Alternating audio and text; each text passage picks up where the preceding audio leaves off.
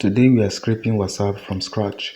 This isn't a click one button and scrape everything tutorial. Scraping is simply automated data collection from a website or app, and it works best when you know the data you need. Use a clean browser setup, test slowly, and watch for blocks before scaling. Watch this video till the end because by the end of this video, you will learn how to build a clean WhatsApp scraping setup.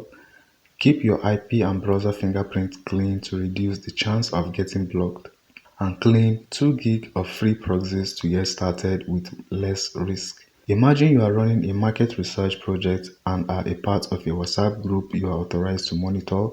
You want to collect message text, sender names, timestamps, and the group's name for later analysis. Before using any tools, stick to publicly accessible or consented data and respect the platform's terms of service. Now let's begin. HTTP requests work well for simple websites but not for WhatsApp web.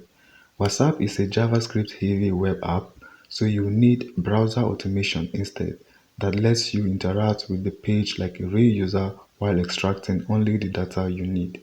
Before you start, define your target clearly. Don't just say script WhatsApp. Focus on specific fields like message text, sender name, timestamp, and chat name.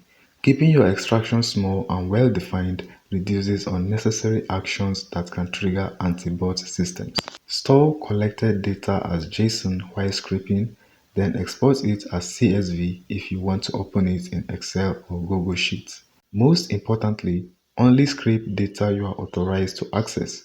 Respect the platform's terms of service and never collect personal information without a valid legal basis, especially in regions with privacy laws like GDPR. HTML is the structure behind a web page, and parsing means reading that structure to extract the data you need. That works well for many websites, but not for WhatsApp web.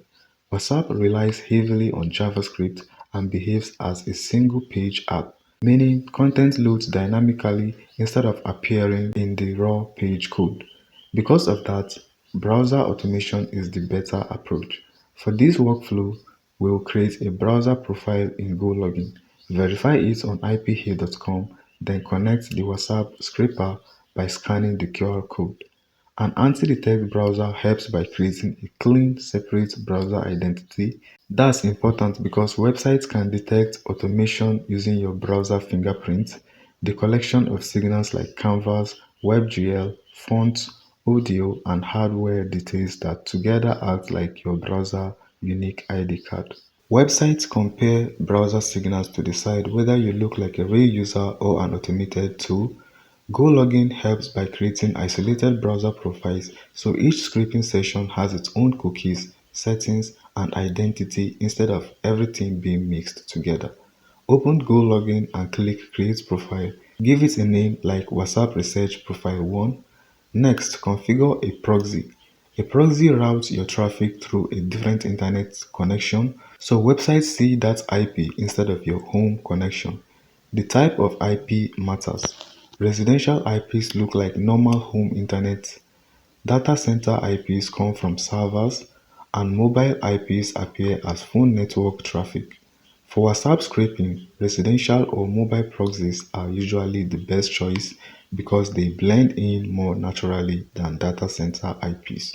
Data center proxies are usually faster and cheaper, but they can appear less natural on sensitive websites. Residential and mobile proxies cost more and may be slower, but they generally blend in better with real user traffic. Scroll down to the proxy section and choose your proxy, then enter the proxy host, port, username, and password.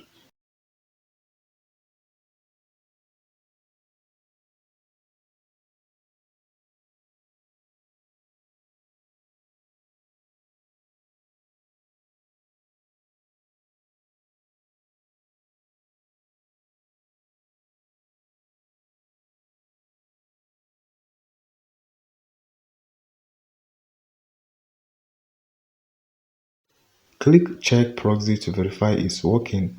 If it fails, check for extra spaces, incorrect credentials, an expired proxy, or a dead IP. You usually don't need to change your time zone or language manually. Gologin automatically matches them to your proxy location, helping your browser appear consistent. That's important because anti-bot systems compare signals like your IP location, browser settings, and other fingerprint details to detect suspicious activity. If your IP address, time zone, language, and browser fingerprints all match, your browser looks more like a real user.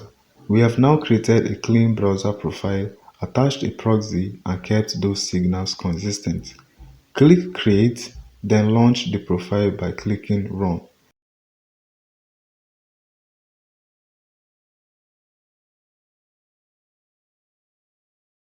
A separate browser window will open for your scraping sessions. Before scraping, visit IPA.com and let the scan finish. You are aiming for mostly green results with no major warnings. Check that your WebRTC isn't leaking the wrong IP, your TLS fingerprint looks like a normal browser, your time zone and language match your proxy location, and your fingerprint is consistent overall. If the main checks look clean, you are ready to move on to the next step. If IPA shows a WebRTC leak, fingerprint mismatch, or incorrect time zone, don't continue. Regenerate the browser profile, reconnect your proxy, and test again. This step matters because IPA checks many of the same signals that anti-bot systems use. Think of it as inspecting your setup before starting the script. Here is a quick example. An SEO researcher skipped this check. Their proxy pointed to one country, but the browser time zone showed another. The session worked briefly before the results became inconsistent and repetitive. A quick IPA test would have caught the mismatch.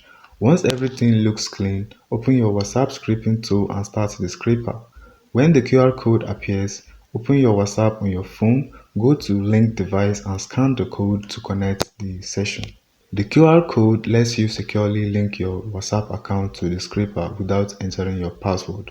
Once connected, the tool can access messages from chats your account is already authorized to view. Start with a small test, one group or a short time range.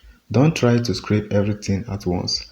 Check the output to confirm you are getting the message text, sender name, timestamp, and chat name correctly. Small tests help you catch logging problems, empty results, or formatting issues before running a larger jobs. If the scraper exports JSON, review a few records to make sure fields like message text, sender name, and timestamp contain the expected data. Then export the results as CSV if you want to analyze them in Excel or Google Sheets. If you automate the workflow later, an API can transfer the collected data directly between tools. For beginners, exporting your results manually is enough. You don't need to worry about API endpoints yet. Next is pacing. If your scraper sends too many actions too quickly, you can hit rate limit. Sometimes this appears as a 429 too many request error or other failed requests. Keep concurrency at 1, meaning only one scraping session runs at a time.